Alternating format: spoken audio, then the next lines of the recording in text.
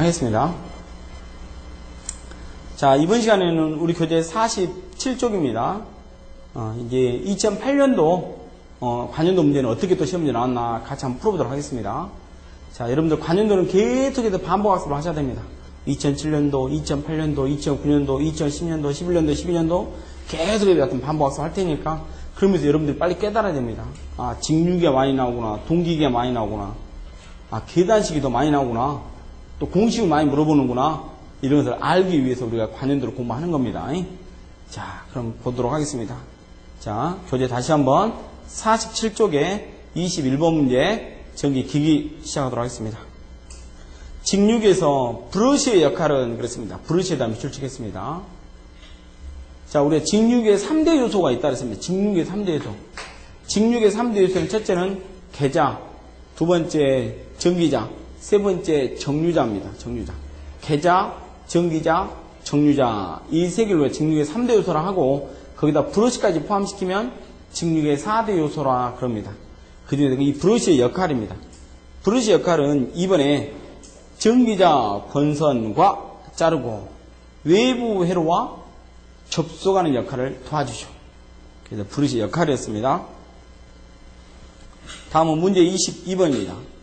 자동 제어장치의 특수 전기기기로, 자, 밑줄 치겠습니다. 특수 전기기기로 사용되는 전동기는 나번의 직류 스태핑 모터라 그럽니다. 그래서 이 모터는 주로 수치 제어라든가 공작 기계라든가 이런 데 주로 많이 사용되고 있죠. 그래서 우리가 조금 보기가 좀 힘들죠. 자, 정답은 4번이었습니다. 자, 다음은 23번 문제입니다. 단상 전파 정류 회로에서 자, 60도일 때 정류전압은 몇 볼트인가 밑줄 치겠습니다. 정류전압이라는 것은 직류전압을 구하라는 이야기입니다. 단 전원 측의 시료값 전압은 100볼트이다 그렇습니다. 시료값이라는 말이다 밑줄 치게 시료값. 시료값이라는 것은 실제 우리가 사용하고 있는 값을 우리가 시료값이라고 하죠. 그 시료값을 최대값으로 바꿔줘야 되거든요. 그 최대값을 시료값으로 바꾸려면 루트 2만 곱해주면 되죠. 다시 말하면 최대값 있죠. 최대값 VM. VM은 루트 2 곱하기 시료값 100. 자, 이렇게 계산 구하면 141.4V가 나올 겁니다. 4V. 최대값에서 바로 교류전압이죠. DC. 이게 EAC. 입력이라는 거죠. 입력. 근데 시험 문제는 입력을 구하는 것이 아니라 출력인 직류전압을 구하라 했죠. EDC. EDC. EDC는 8분의 2 곱하기 그 다음에 EAC 에다가 코사인 그 다음에 알파 이렇게 구하거든요. 여기서 8분의 2 곱하기 최대값 141.4 곱하기 코사인 60도 이렇게. 그래서 계산기 구하게 되면 정답은 45V 나올 겁니다. 45V. 그래서 이런 공식은 우리 기능사 시험에 기기 시험에 그렇게 썩 많이 나온 편은 아닙니다. 제가 딱 관연도를 분석해 보니까 2008년도에 딱 한 번 나오고 지금까지 나온 적이 없더라고. 나온 적이. 그래서 아, 이런 공식도 있구나 라고 참고만 하시면 되겠습니다. 제가 시험지 많이 나올 것 같으면 꼭 암기하십시오 이럴 텐데 관연도 이제는 없더라고요. 야, 이런 공식 한 번 나왔구나. 그 정도만 알고 계시면 되겠습니다. 자, 다음은 문제 24번입니다. 직류 분권 전동기의 기동 방법 중 가장 적당한 것은 일어날 기자 움직일 동자입니다.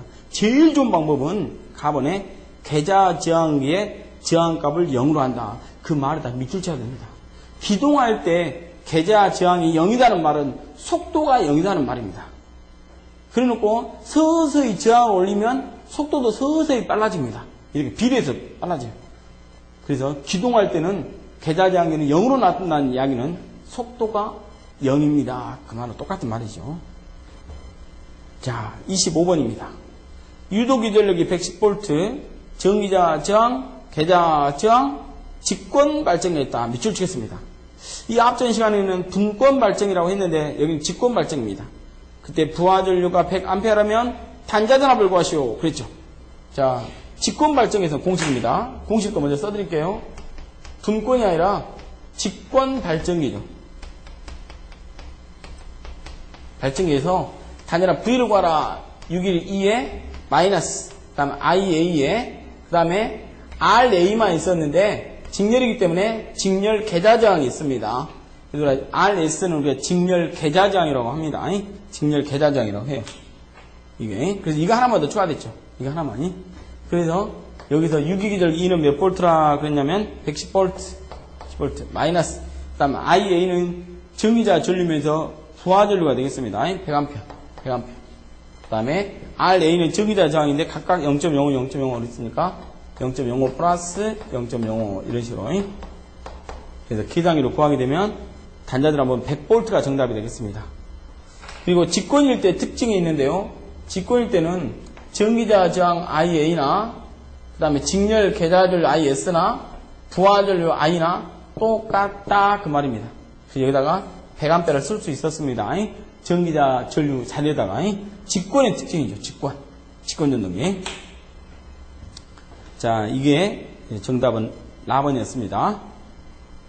자, 다음은 26번입니다. 유도전동기에서 슬립만큼 중요한 공식이 없다 그랬어요.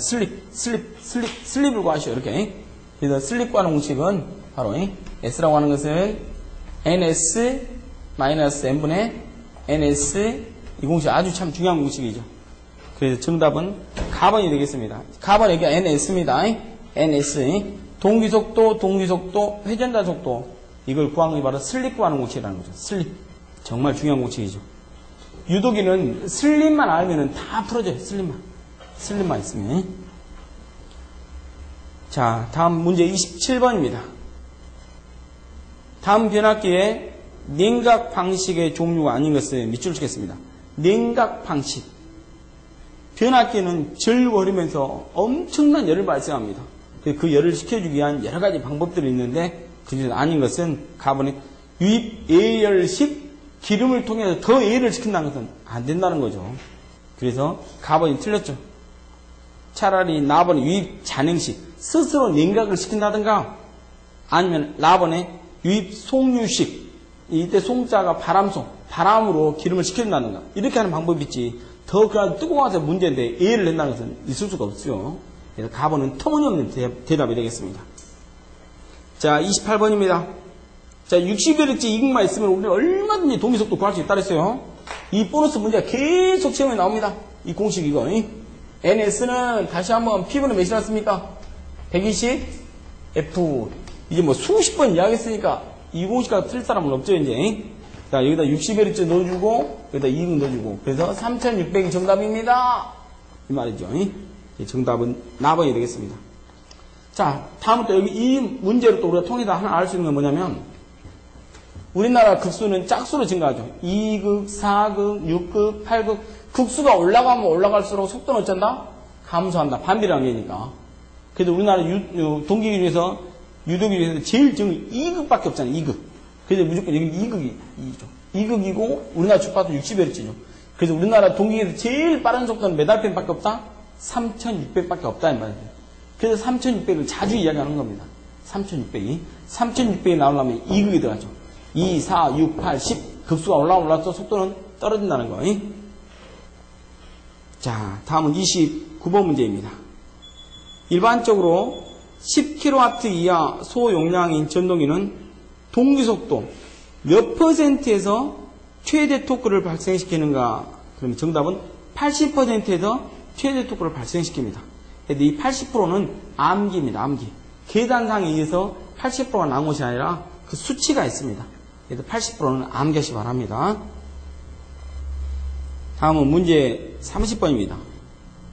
급전선의 전압 강화 보상용으로 사용되는 것은 과복권기입니다. 그래서 나번이 정답이 되겠습니다. 2번. 자, 다음 문제 31번입니다. 직류전동기의 출력이 50kW. 자, 단위에다 밑줄 치겠습니다. 킬로와트랍니다. 킬로와트. 회전수가 1800rpm일 때 토크는 몇 킬로그램 메타인가 하겠습니다. 자, 토크 구하는 공식이 너무너무 중요하죠. 토크 T는 0.975 곱하기 N분의 P 하고 단위가 킬로그램 메타입니다. 킬로메타. 이때 주의할 사항은 뭐냐면 이때 출력의 단위가 킬로, 여기 단위가 와트라는 겁니다. 와트. 근데 시험 문제는 지금 현재 출력이 와트가 아니라 뭐라 그랬어요? 킬로 와트라 했지 않습니까? 킬로와트라 그러면 공식어가 0이 빠집니다. 그냥 바로 975로 들어가면 되겠습니다. 975, 그 다음에 n이 1800rpm 나누기 50 이렇게 쓰면 되겠습니다. 바로 이게 시험제 정답이죠. 왜 0이 빠졌습니까? 그 빠진 이유가 뭐냐면 50의 단위가 뭐였을 때 킬로와트일 때는 0이 빠진다. 와트이면 0이 들어간다. 이 차이점밖에 없죠. 자, 그렇게 해서 계산기 구하면 답은 라번에 27kgm가 되겠습니다. 또 하나 토크의 단위가 뭐냐고 시험자 물어보면 kgm입니다.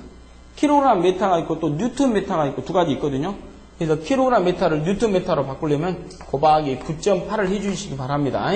그러면 단위가 뉴턴메타로 바뀝니다. 이러면서 토크의 단위는 두 개 있다. kgm하고 뉴턴메타하고 두 가지 있다는 거 더불어서 같이 함께 기억해 주시면 되겠습니다. 자, 다음 문제 32번입니다. 다음 중 단상 유도 전동기에, 그러니까 단상이라는 말은 동그라미 치겠죠. 기동 방법에 따른 분류에 속하지 않는 것은 일어날 기자 움직일 동자죠. 일어나는 방법이 따르죠. 그래서 이 공식은 단상 유도 전동기에서만 사용하시라 그랬죠. 단상 유도 전동기의 기동 토크가 큰 순서. 암기한 요령은 반, 콘, 분, 세. 이런 식으로 기억하시면 절대 안 잊어먹는다 그랬죠. 반, 콘, 분, 세.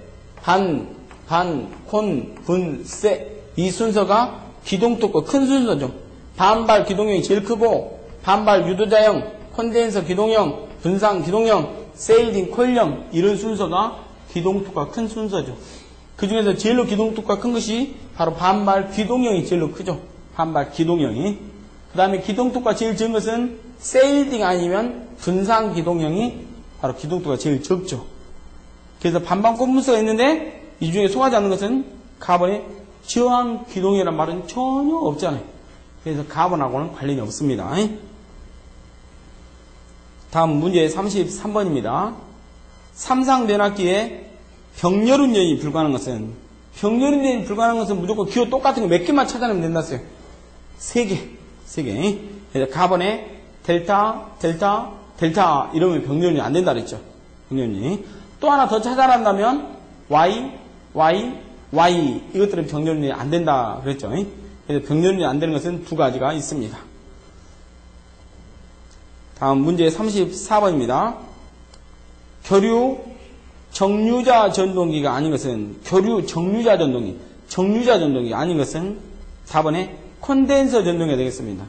콘덴서 전동기 여기서 하면 되죠. 콘덴서 전동기는 단상 유도 전동기에 해당되지 정류자 전동기가 아니다는 겁니다. 그래서 콘덴서 전동기 밑에다가 쓰십시오. 단상 유도 전동기 종류라고, 유도 전동기. 자, 다음은 35번 문제입니다. 반도체 내에서 전공은 어떻게 생성되는가? 그러면은 라번의 결합자의 이탈로 인해서 생깁니다. 결합자 이탈. 그 벗어나는 거, 그 동그라미를 갖다 우리가 전공이라고 하거든요. 그래서 라번입니다. 자, 문제 36번입니다. 삼상 유도 전동기의 회전의 원리를 설명한 것 중에서 틀린 것은 4번에 회전자의 회전 속도가 증가할수록 슬립은 증가한다. 이거하고는 전혀 관련이 없습니다. 그래서 틀린 것은 4번이 되겠습니다. 다음 37번. 워드 레오나드에다 몇줄 주겠습니다. 워드 레오나드는 1번에 4번에 전압 속도 제어의 종류일 뿐이죠. 그래서 직류전동기 속도를 제한하는 데는 세 가지 방법이 따르죠. 전압제를 제일 많이 쓰죠. 전압제 밑에다가 80%나 맞습시오. 80%. 그 다음에 나번에 계좌제에다는 20% 쓰겠습니다. 저항제에다는 0% 쓰겠습니다. 일단 그것도 문제자 답이죠. 직류전동기 속도제어는 몇 가지 있다고? 세 가지입니다. 전압제어, 계좌제어, 저항제어. 이 중에서 무슨 제를 제일 많이 쓴다고? 전압제를 제일 많이 쓴다. 그럼 전압제 안에는 두 가지 있는데 워드 레오나드 방식과 일근어 방식이 있다. 이 중에서 일근어 방식의 특징이 뭐냐면 플라이 휠을 이용한다 하는 것을 제가 이론 시간에도 강조를 드렸습니다. 그래서 워드 레오나드는 다시 한번 카본의 전압제어에 해당된다 그 말입니다. 다음 문제 38번입니다. 동기 발전기 병렬의 조건이 있었죠. 병렬의 조건. 여러분 생각나십니까? 파, 주, 이상, 파, 주, 이상. 뭐 잊어버렸을 것 같으면 다시 한번 또 설명할게요. 이렇게. 기전력이 뭐가 나타난다? 파행이 나타난다. 기전력이 뭐가 나타난다? 크기가 나타난다. 기전력이 뭐가 나타난다? 주파수가 나타난다. 그 다음 기전력이 뭐가 나타난다? 위상이 나타난다. 기전력의 상회전방이 나타난다. 이래서 암기한 요령이 파, 주, 위상. 이게 바로 동기 발전기 병렬의 조건이죠. 그런데 여기서 관계가 없는 것은 나번에 전류가 같아야 된다 이런 말은 없습니다. 그래서 나번이 틀렸습니다. 다음은 문제 39번입니다. 동기 발전기에서 난조 현상에 대한 설명으로 옳지 않은 것을 했습니다. 난조는 가번에 부하가 급격히 변할 경우에 발생되는 겁니다.